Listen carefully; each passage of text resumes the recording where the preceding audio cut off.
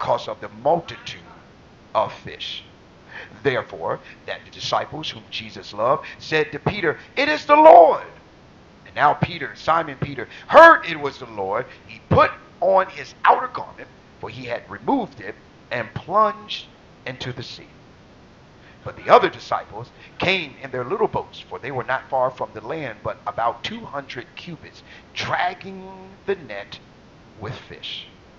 Then they soon came where they had come to land, and they saw a fire of coals there, and fish laid on it, and bread. It's kind of interesting that when they got there, I didn't see this in the text before. When they got there, there was already a fire and fish laying there and bread. We're going to get to that. Maybe not this week, but we're going to get there. We're going to get there. And Jesus said to them, "Bring some fish which you have caught."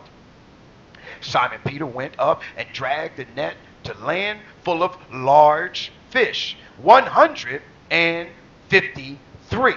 And although there were so many, the net was not broken. I need somebody to catch that. And the net was not broken.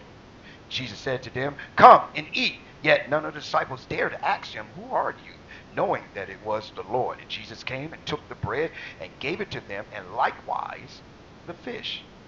This is the third time Jesus showed himself to the disciples after he was raised from the dead. The New Translation Version in verse number 10 and number 12 is very interesting how it comes along in translation. It says, "Bring some of the fish that you have caught," Jesus said. And so Simon Peter went aboard and dragged the net to shore. And there were 153 large fish, and yet the net had not torn. Amen. Amen. We're going to use for the text of this part one, okay, of this series from two words that we find in verse number 6. So they cast, and now were not able to draw it in because of the multitude of fish. So we're going to use for part one the title, "And Now." Somebody say, "And Now." The capacity for ministry.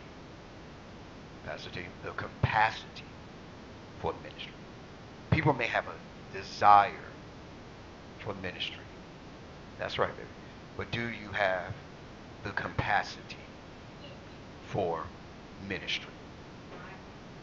What is capacity? If you would break down the word capacity, if you look at it in the Merriam-Webster's dictionary, you'll find out it is the faculty or the power to produce, somebody say produce, perform, or to deploy.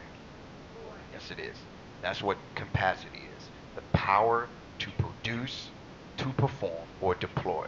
But also, as it relates to volume, capacity is also defined as the potential or suitability or the fitnesses of or the serviceableness for holding, storing, and or accommodating. It is the maximum amount of a number that can be contained or accommodated. Somebody just look at your neighbor and say, "I'm going to bother you for a little bit, but I'm going to start now," and look at him and say, "Do you have the capacity?" Yes. Do you have the capacity? And do you have the capacity to hold it, to store it, to be able to produce, perform, and to deploy? But as it relates to the capacity